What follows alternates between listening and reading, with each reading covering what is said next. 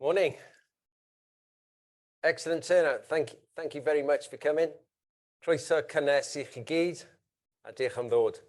So yeah, it's an opportunity for you all today to engage with the people that you see around you, to learn more about what we're doing, and more importantly, what the participants are doing on the CEIC programme, and to share that knowledge, to connect, so that you can continue to support us in that transition, our transition to a circular economy.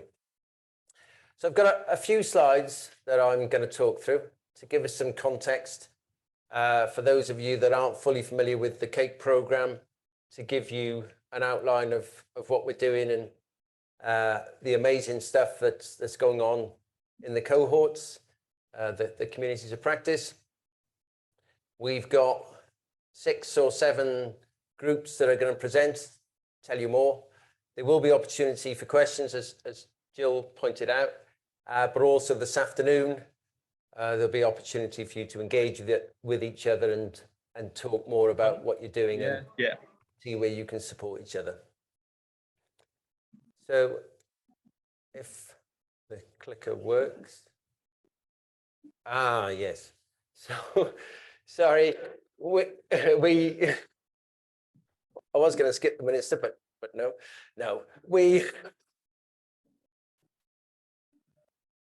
Lee did originally agree to come. He's got some other event he needs to be at, and so he's very kindly agreed, and he has sent us a video welcome. So I'll ask the tech guys to put on Lee Waters, who's the Deputy Minister for Environment. Well, I'm sorry I couldn't be with you, but very keen to take a part in today's event and to celebrate the brilliant work that you are doing. As you know, since devolution, Wales has become a global leader in recycling. We are ranked 3rd in the whole world at recycling household waste. And because of that, last year, we saved in excess of 400,000 tonnes of CO2 emissions. And that's an important part of our efforts to tackle the climate emergency, but it also presents us with an economic opportunity if we use the materials we're so good at collecting for useful things. The circular economy is made up of little circles with shorter supply chains, creating new value. And it's a virtuous circle. It inspires more action. Through our Eco Schools programme, school children are beginning to ask questions like, what powers their school? Where does the school food come from? What happens to the plastic we recycle? And these fundamental questions can help us think differently as public servants. Do we need virgin materials for this refurbishment? Can we share surplus materials with the third sector and many more? Our ambitions are clear. We want a Wales where zero waste goes to landfill, effectively 100% recycling. And we need to step up our efforts to carry on our journey towards zero waste by 2050, which is not long.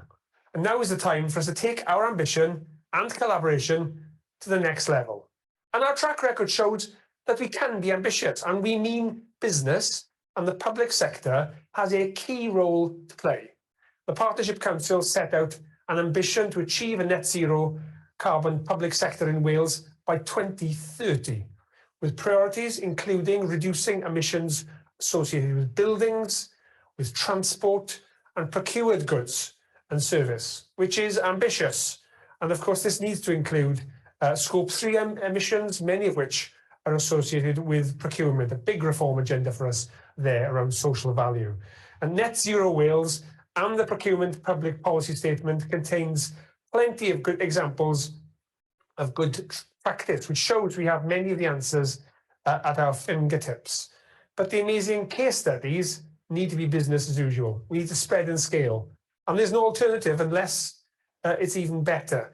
And the academic community are crucial for us in this space, with the Circular Economy Research and Innovation Group having an ongoing conversation with our officials, and the Circular Economy Innovation Community supporting leaders and managers to co-create solutions that enhance and deliver circular economy benefits for their organisations and for their regions. So there's an important link between your work and our wider ambitions for Wales. So please stick with us, work together, action is needed, and we're counting on you to keep playing your part. Diolch yn fawr iawn. Diolch, Lee. So as Lee points out, we've got a challenge, but the Welsh Government is leading, has set out a clear strategy, and those of you in the room today, particularly those that are engaged on the CEIC programme, are supporting that drive to a circular economy. So we're obviously living in challenging times. Those of you that read the IPCC report in February, it was very sobering reading. So we do have challenges in front of us, and we need to recognise those challenges.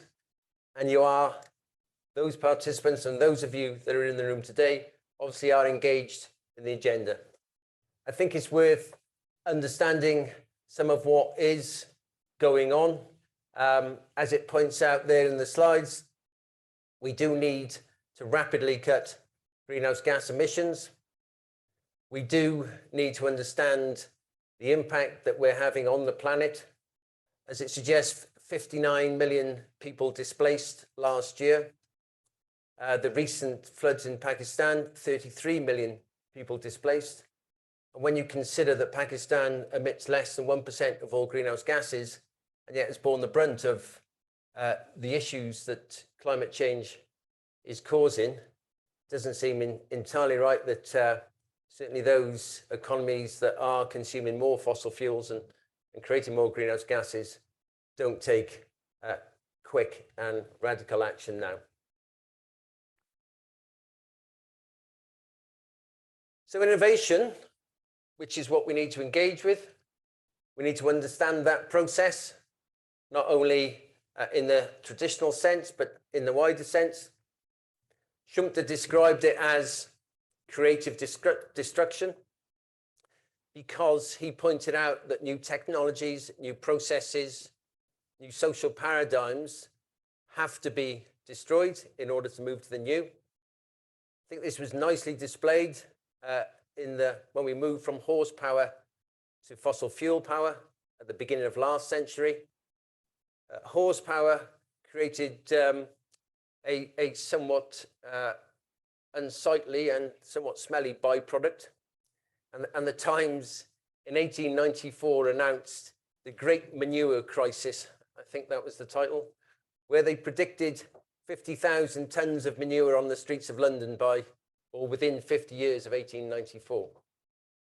Now, as you know, we moved from horsepower to fossil fuel power in the main. Unfortunately, the early tram systems that were built in a lot of European cities and in the States didn't survive the motor car taking over. But as Schumpeter points out, the movement from one technology or power to another is important.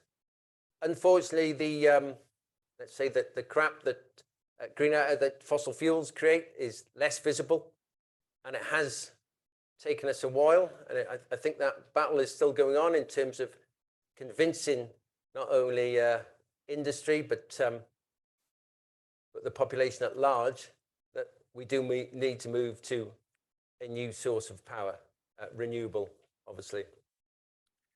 Schopenhauer pointed out that first new concepts, or new truths as he called them, are violently opposed. We've certainly seen that in the last few decades, supported by the largest businesses in the world and the most affluent and powerful sector in oil and gas.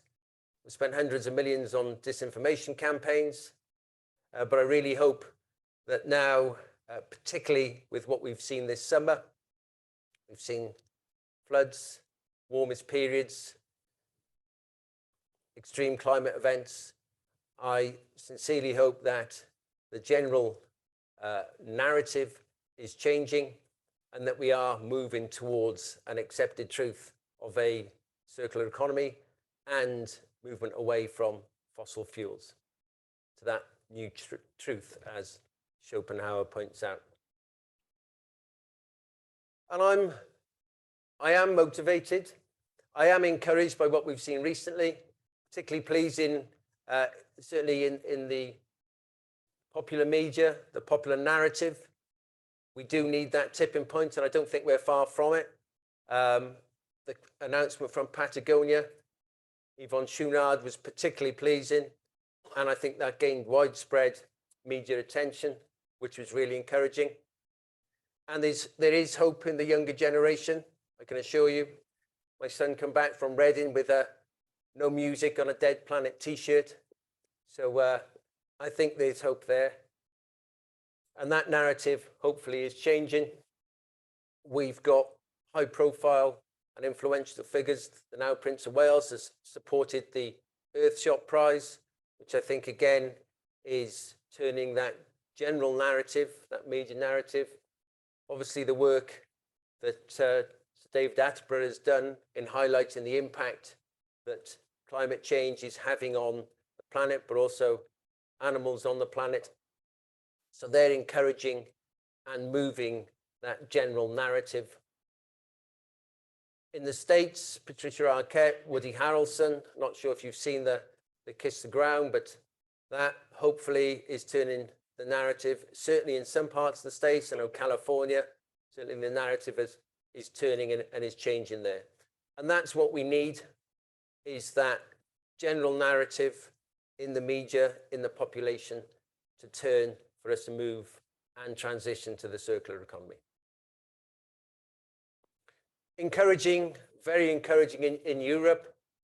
If you can see that the colours on the chart there, Wales isn't one of the innovation leaders, but we're not far away. As Lee just pointed out, certainly our movement to a circular economy is far more encouraging than other parts of the UK. It only seems that our larger neighbour doesn't quite grasp the concept yet, particularly Rees-Mogg, but we'll not go into that today because we've got lots of positive going on. The European Green Deal, 1 trillion over the next decade, 100 billion promised by the end of 2027. So very encouraging there. And what I particularly liked about the new Partnership for Regional Innovation, which it looks like UKRI are going to adopt here in the UK, is the movement away from seeing innovation as R&D. It's much more an R&D, as the new PRI announces. It's societal, and it understands that innovation is not purely about developing new products and processes within large firms and supporting large firms to develop new products, but it's societal. It recognises that innovation actually needs to be supported on a regional level, that regional places, Wales, South Wales, are context dependent, so innovation should be driven within a region. And that document recognises, which I see in some of the UKRI recent publications, that regional innovation is very important, and the actors, consumers, users within the innovation ecosystem are as important as the large firms and the large public service organisation. It recognises that innovation is actually an ecosystem within a region. And part of what we're trying to support within CEIC is that regional ecosystem concept, and bringing you together on days like this and within the CEIC programme to develop that regional capability. There's certainly encouraging signs in terms of the money that's going into innovation in Europe, and obviously the agenda and clear plan that we've got in Wales. One particularly interesting and insightful and inspiring project, that rewilding of the Meuse River. Not sure if you've come across this, but it has been going on for 2 decades. Both public and private investment went into that. It's created net jobs, which dispels the myth that moving to a circular and a green and clean economy will reduce jobs.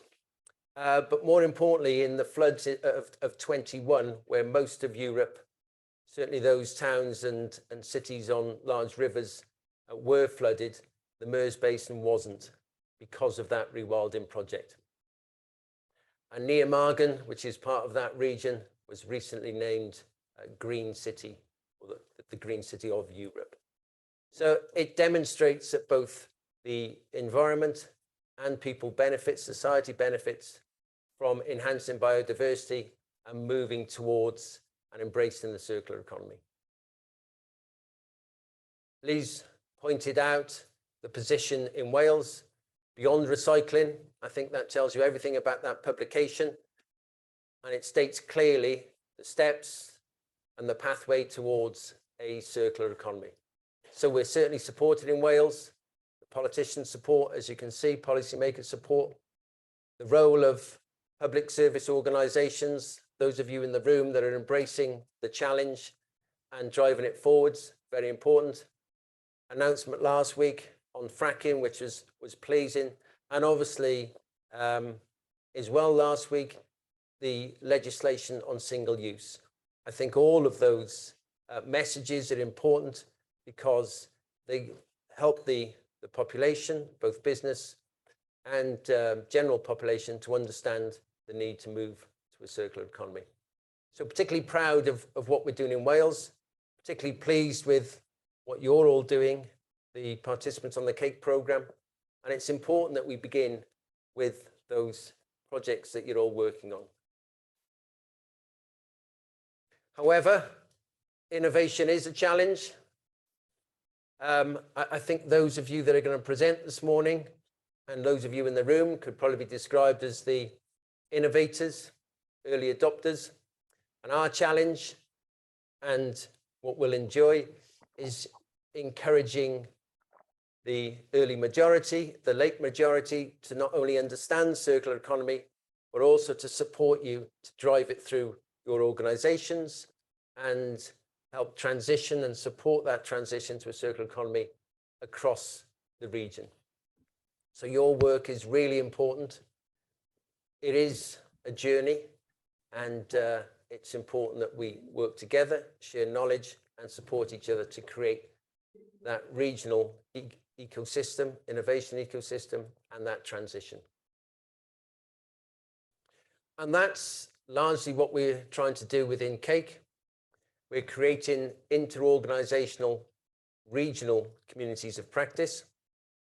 The reason for doing that is to create these small groups that we then connect on days like today, so that that regional ecosystem is created. And our view in terms of the way that we deliver the program through a social learning based theory and setting up the cohorts as communities of practice should support that regional innovation ecosystem. And it's wonderful to see people today from Swansea Bay region, as far west as Pembrokeshire, and I think we've also got Monmouth represented, so we've got the whole breadth of South Wales engaged in what is, as we know, an incredibly important agenda. Some of you might have seen, and certainly the participants would have seen, the CEIC conceptual framework. It's not complicated. We've taken the design thinking approach and we've built in stages to ensure that firstly people understand the concepts of innovation, and for us, and maybe more importantly, those first 2 days we ensure that people start to develop working relationships and start to develop trusting critical friend relationships within the cohorts, which we hope and we know develop into communities of practice by the end of the program. And that golden thread of understanding circular economy principles is incredibly important, obviously. And you'll hear this morning more about the new processes, the challenges that some of the groups are looking at to move us towards a circular economy and help their organizations embed circular economy principles. Just some numbers in terms of those on the program. I think that's the slide I'm on, blinded by the light. not going to sing, don't worry. Some of you are old enough to remember that tune. Yeah, so 150 on the programme thus far. We've got 4 cohorts left to start and are about to start. So we very much hope to get up to 200 participants within the 14 cohorts. Those cohorts, as I mentioned, we set up into communities of practice. So it's really important for us to get as many practitioners from public and third sector organisations on the last 4 cohorts that are starting over the next month. So encourage colleagues, encourage contacts to engage with us and support us in the transition.